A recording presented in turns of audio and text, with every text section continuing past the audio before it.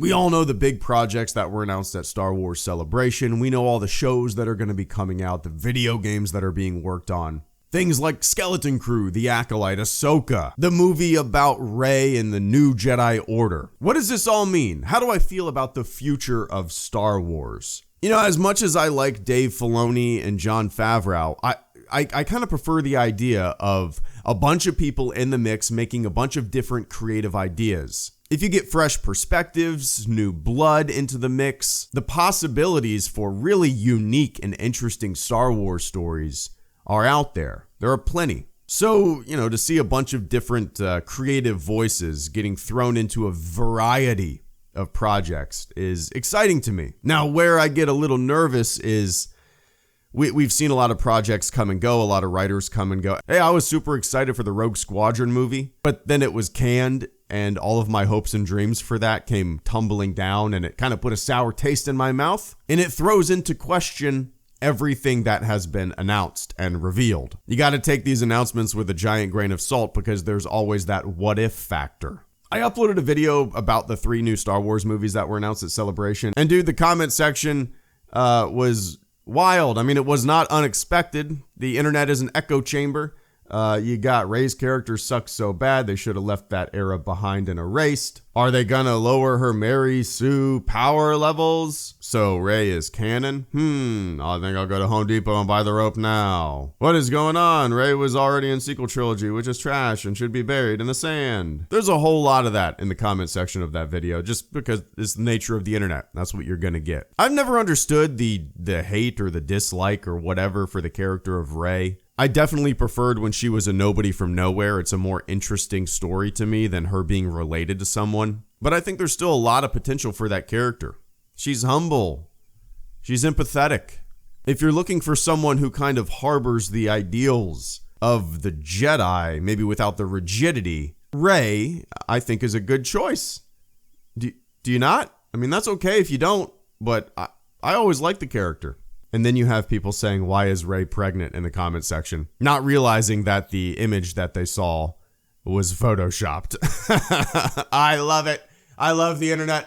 I love the gullible. Also, what's cool and what a lot of people should be excited about is they seem to be bringing more and more and more of, quote unquote legends into modern canon. Kind of started with Thrawn. Thrawn is in there now.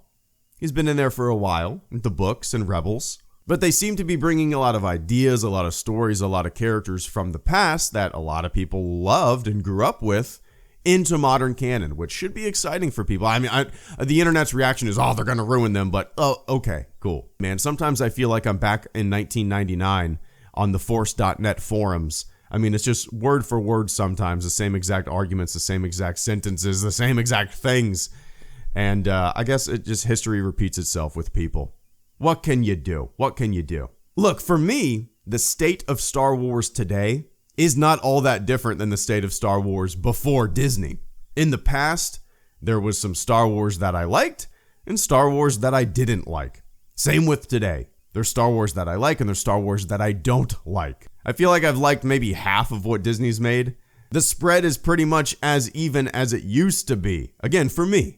And once you get to the understanding that not every Star Wars project is going to hit you the way you'd hoped, then you're kind of in a healthy place. You can kind of sit back and be like, that one didn't really hit me. I didn't really care for that one. What's next? Maybe the next director, maybe the next writer, maybe the next, creative group that's putting on a project. Maybe that project will hit me in the gut like I was hoping. That's a healthy place to be. Unless, you constantly rage on the internet and your livelihood is reliant on people constantly being upset. You can monetize that rage.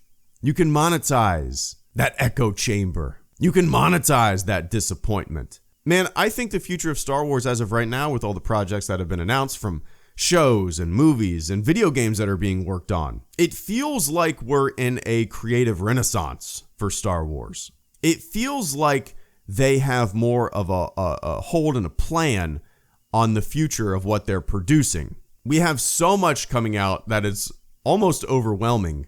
But what's cool is that all these projects seem to be kind of focusing on maybe different viewer groups. You had Andor with the drama the political thriller of it all. And I loved it.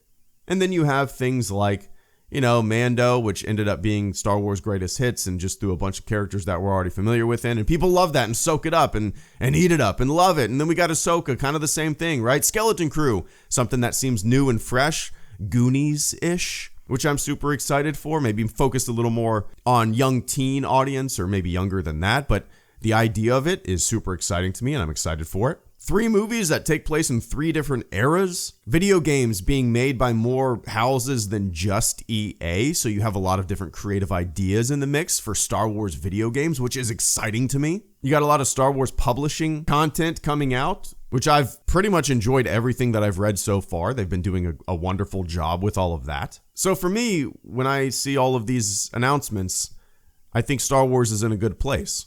Maybe in its best place in a long time. I mean, since the acquisition. If you discount the excitement leading into episode 7 that that wave we all rode on, right now, at least creatively, I think Star Wars is in a good place. Now, I know a lot of people will disagree with me.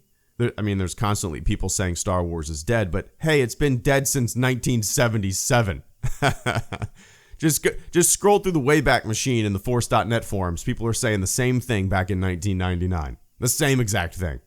It's Star Wars is a generational ebb and flow. I grew up with the original trilogy.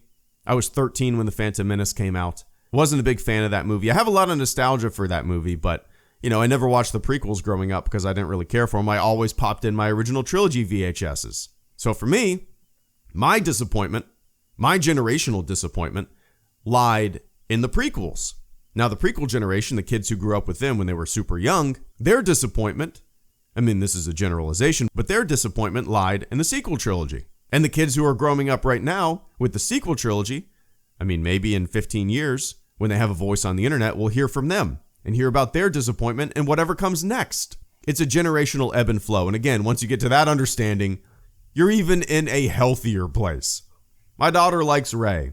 She likes Leia. She's only seen a couple cartoons. She hasn't seen the movies yet. But those characters speak to her. These characters will speak to different generations. And while you might sometimes feel like you're being left behind, that's just kind of the way it's always been. Forever and ever, until we're all dead. Okay, that's it from me today. Be safe out there. Let me know if you're excited in the comments section below. And let me know if you're not. I'm all ears. Have a fantastic morning, afternoon, or evening wherever you are on planet Earth. And I'll catch you on the flip side. HelloGreedo, out.